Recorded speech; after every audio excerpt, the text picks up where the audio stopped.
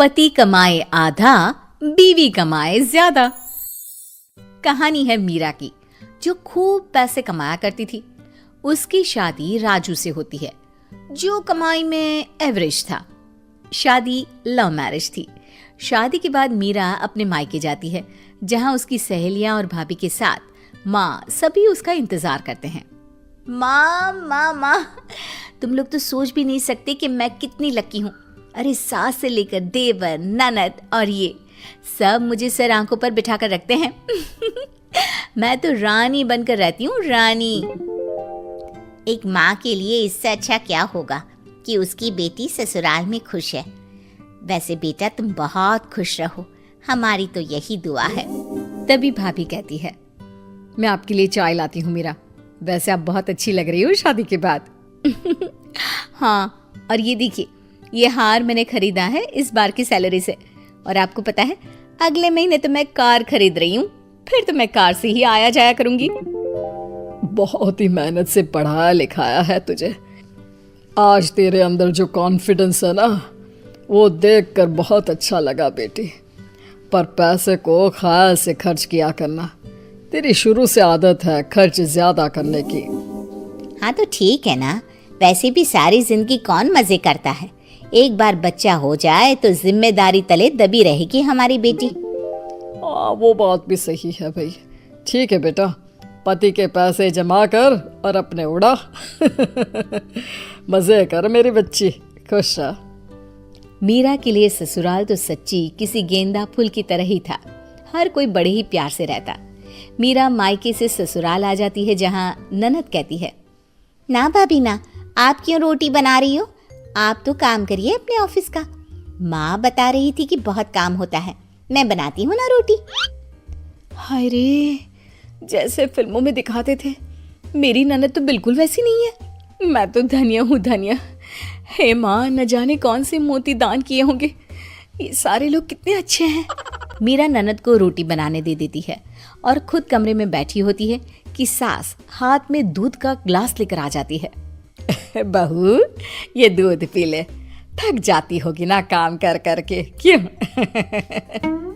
बहू को लगता है साक्षात माँ दुर्गा हाथ में दूध का ग्लास लेकर आ गई है। तो सास को बहू धन की देवी लक्ष्मी से कम नहीं लगती। माँ जी, ये आप क्या कर रही हैं? क्यों मेरे सर पर पाप चढ़ा रही हैं?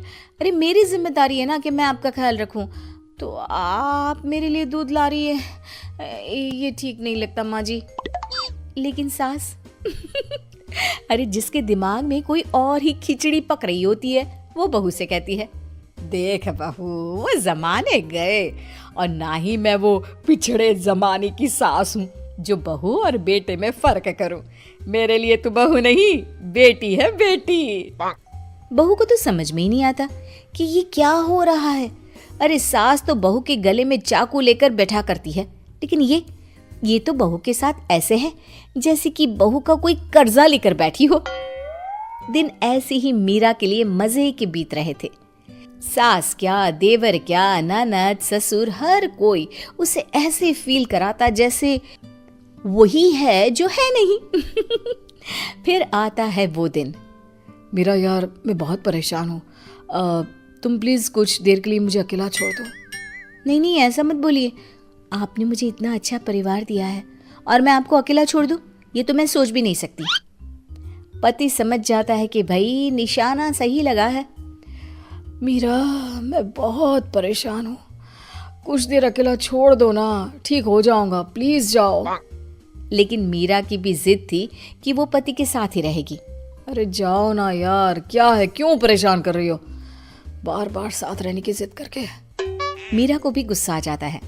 वैसे भी पूरा परिवार शादी के बाद से ही उसे इतना पैम्पर कर रहा था कि उसे तो अब तेज आवाज में बात सुनने की आदत ही नहीं रही थी। ठीक है, मैं परेशान नहीं करूंगी, जा रही हूं, रहो अकेले। ये क्या, पति की तो सारी गेम ही खराब हो रही थी। अरे रुको रुको, मतलब इतना फोर्स कर रही हो तो बता देता हूँ। वो क्या है ना, मेरी नौकरी का कोई भरोसा नहीं है, सोच रहा हूँ बिजनेस कर लूँ। दूसरे लोगों की तरह ससुराल से पैसे लेना अच्छा नहीं लगता, क्या करूं? मीरा जो पूरी इमोशनल होती है, अरे ससुराल से क्यों लेना, मैं हूं ना, करो ना बिजनेस जो भी करना चाहते हो। तभी ननद रोते हुए भाई के पास आती है। अरे बहन क्या हुआ? भाई, मुझे ना आरव से प्यार है, लेकिन उसे तो हाई फाई लड़कियां पसंद है। भाई मुझे पैसे चाहिए। मीरा के लिए ये सब कुछ नया था। अरे जिस लड़की के पिता ने या माता ने उसे कभी ये नहीं जाहिर होने दिया कि पैसे की क्या कीमत होती है, उसे पैसे के लिए रोते लोगों को देखकर अजीब ही लगता है। क्या है यार, पैसे के लिए क्या रोना, वो तो इतने हैं मेरे पास, ले लो। सच्ची भाभी? सच? तुम मुझे पैसा दोगी मेरे बिजनेस के लिए? अरे हाँ हाँ जरूर दूंगी, क्यों नहीं दूंगी, तुम सब मेरा इतना ख्याल जो रखते हो। तभी ननद भी बोल पड़ती है। और भाभी, मुझे भी पैसे देंगी आप? हाँ, तुम तो मेरे हाथ से बेलन छीन लेती थी रोटी बनाने के लिए, आज के जमाने में कौन करता है, मैं जरूर दूंगी तुम्हें पैसे। तभी वहां सास आ जाती है। अरे बहू, सोच रही हूँ कि ऊपर का पोर्शन बनवा लूं, पर पैसे नहीं है। कम से कम 2 पोर्शन का मकान होगा तो किराया आएगा, लेकिन क्या करूं, पैसे नहीं है। माँ जी कैसी बात कर रही हैं, मेरे पास सोने के गहने हैं ना, उसे लोन में रखकर मकान बनवा लेते हैं। आप लोग मेरे लिए कितना सोचते हैं, आप तो मेरे लिए कमरे में चाय लेकर आती हैं। भाई कौन साहस करती है आज के ज़माने में। सभी पर मीरा अपने पैसे लुटा देती है और पूरी तरह से खाली हो जाती है। मेरा मजा आ गया। अब तक दोस्तों से काम मांगता था, आज वो मुझसे काम मांग रहे हैं। लेकिन मैं क्या बताऊं, मेरी तो नौकरी ही छूट गई, मेरी कंपनी बंद हो गई है, अब मैं क्या करूं। हैं? क्या अगले महीने से पैसे नहीं आएंगे? क्यों भाभी, अगले महीने तो मुझे गोवा के लिए पैसे चाहिए थे। अरे यार, घर कैसे चलेगा? खैर, कर भी क्या सकती थी मीरा, जब तक नौकरी नहीं मिल जाती घर पर ही रहती है।